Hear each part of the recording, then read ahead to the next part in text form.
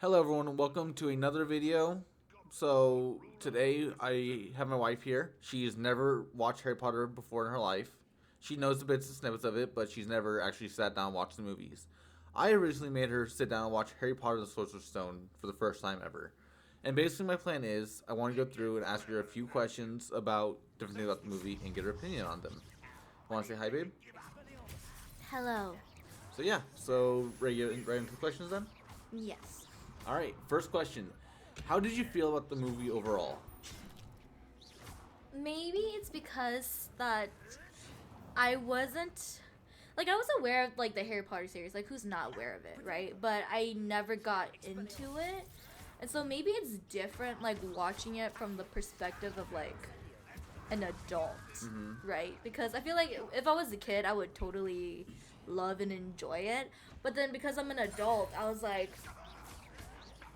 a lot of things kind of didn't make sense in a way. It did, the overarching storyline did make sense, but I was like, why do they get extra points at the end of the movie? I don't know. It's just me. But for somewhat good reasons, I'll say that. That's why I like Malfoy.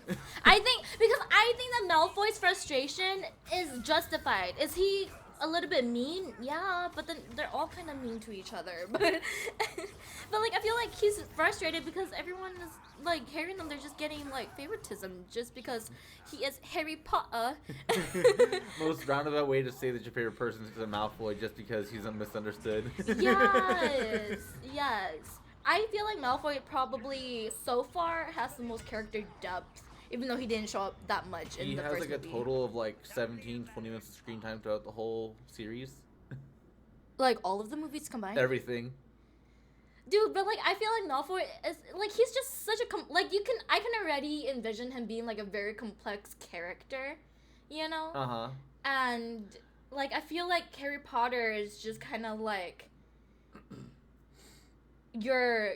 not average. I mean, yeah, your basic average protagonist. Yeah, I get what you mean. And even this has become a common thing online. I'm not sure if it still is the common opinion, but I saw this around a lot a few years ago, talking about how Harry Potter's secretly just the jock of Hogwarts. Well, yeah, because when you think about it, isn't it true though? Because you have Ravenclaw, who are the smart people. Yeah. And then you have Slytherins, who are who are they? I guess you could say Well, they're ambition, right? Yeah, that's the whole thing is ambition. Yeah, they are the entrepreneur business people. Well. No. What do they mean by ambition? Ambition for them means to reach their goals no matter what cost, kind of thing. And yes, that does lead to being an entrepreneur and stuff. But a lot of them also get into evil acts and dark arts and things that are frowned upon in wizard society. Yeah, they are the entrepreneurs. They are the rich and the powerful. Actually, most of them are. Most of them. But here's the thing though: most Slytherin families also tend to inbreed.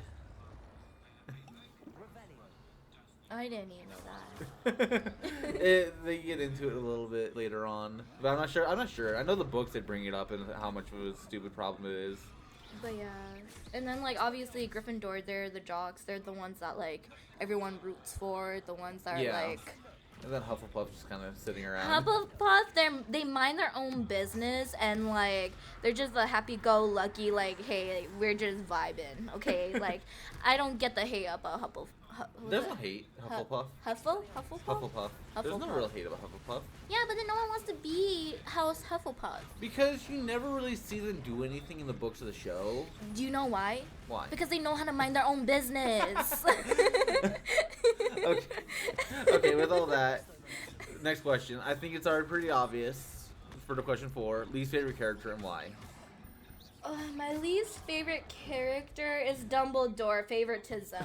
That's what I was kind of thinking. Okay, we kind of already went with on around that one, so we'll go to next question 5 now. What do you think about Hogwarts sorting system? The hat? Yeah, the hat and all that. How do you think about it all? He talks a lot of smack. I don't know. It's just a hat. That like, what does he do? Read your mind? Or Yeah, so in the movie it looks like he's just talking out loud to everyone so everyone can hear. But no, in the books it's expressed that no one else can hear what he's saying. It's only inside your head that he can hear. I see. I think the concept in the book sounds cooler the way you explained it. Because, like, it just seemed like the hat was just sitting on top of their head and was just kind of talking smack and was like, you belong in, like, Slytherin, you know? Yeah. Yeah. Okay, so what about having all the kids in 4 separate houses and where they kind of, like, don't interact outside of their house? But they do. They share. They share classes, but it's kind of like it's like a taboo thing where you aren't supposed to be friends with each other if you're not in the same house. I was never, like, spoken out loud, but you never truly see any of the houses interact with each other, like, outside of class, you know? This is giving me High School Musical vibes. The theater kids can't hang out with the basketballers. Like, what? I might be wrong about that, but that's how I remember it as a kid. Oh, really? Yeah. I mean, I don't know. I don't, you know, if that's the system that's set up, that's the system that's set up. Like, I don't know. Fair enough. Okay, so question 6. What do you think about Snape? He's a misunderstood guy. That's it, just misunderstood? He's just misunderstood just because he's a little bit gloomy, just because he doesn't like to smile as much. He's just misunderstood. Yeah. I will say you do know about, like, some stuff later on with Snape, right? Or how much do you know of Snape's, like, his future and the future in the stories? I'll be honest. Before I watched the first movie, I thought that Snape and Voldemort were the same person, but which means I don't know anything. Okay. Okay, I won't say anything that will reinforce your opinion, Okay. because anything I'll say will be spoilers for the next movies and stuff. Okay. But yeah, so yes, she thinks Snape's misunderstood, and she thinks he's secretly a good guy. He is a good guy. I thought that was the whole plot of the first movie. You only know that he wasn't the one trying to get the stone. He wasn't the one trying to get to the stone. He wasn't the one to sabotage Harry. He was protecting Harry. Yeah, okay. You know? Yeah, fine. Alright, next question. Question 7. What do you think of the Mirror of Erised? I think it's a theme that has been done before. Yeah. You know? Like, I don't think it's like the most unique thing. But I mean, bear in mind, this also came out Like a long time ago. like 20 years ago, or something like that. Oh, dang, that's an old movie. They came out when we were children. The books were out in the 90s. That's crazy. But yeah, but you get the concept of what it was trying to show, right? Yeah. Your most inner, what you want most in life, right? Yeah. Yeah. Okay, fine, yeah. So, with that follow-up question, why do you think Dumbledore had it there? And even though he knew Harry was there looking at it nights on end, why do you think he just let him sit there? Favoritism.